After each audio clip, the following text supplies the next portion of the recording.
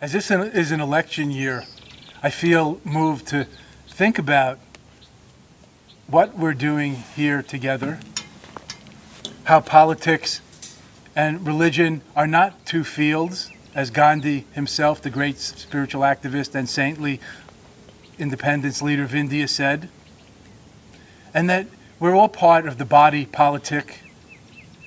No one can do it all themselves, alone, and yet no one of us is exempt from participating, although we may fool ourselves and feel alone or helpless or disconnected, or that we can drop out or avoid being part of the pattern of society. Even the hermit, the recluse, the hobo is part of society.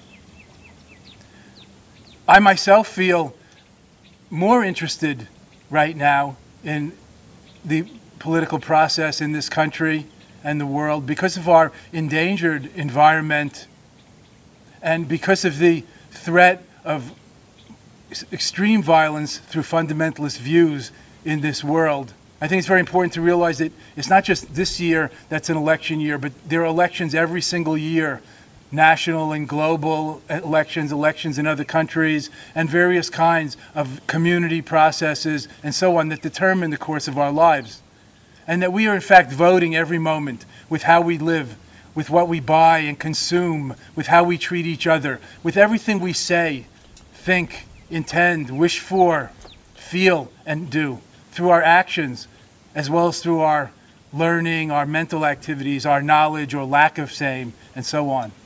So I feel it's very important this year to pass the word, and I think today, especially for the younger generations, what I call the text message generation or Gen Text, it's very important for all of you to pass the word. You know, maybe you don't know. In Korea recently, text messages, millions of them, burst out to cell phone users all over the country, greatly influenced the outcome of a important national election. You're all interacting moment to moment these days in this very quick, if sometimes superficial manner.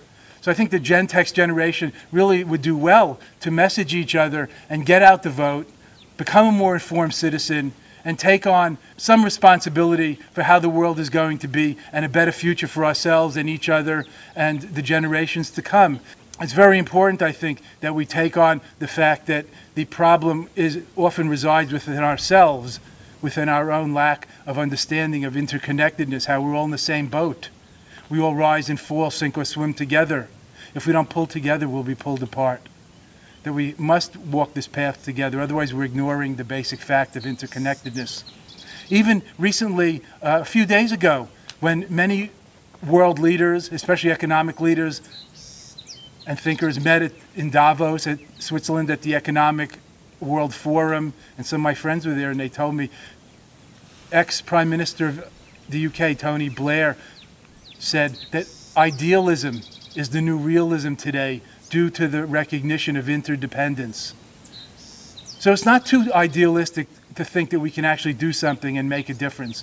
We're not helpless. We all have some power and can empower ourselves and each other to join hands and join heads and hearts and do something. And not just through action, but knowledge is also a powerful tool. Knowledge and reflection as well as action. Knowledge and reflection can profoundly inform and enhance the positive intended results of all of our actions.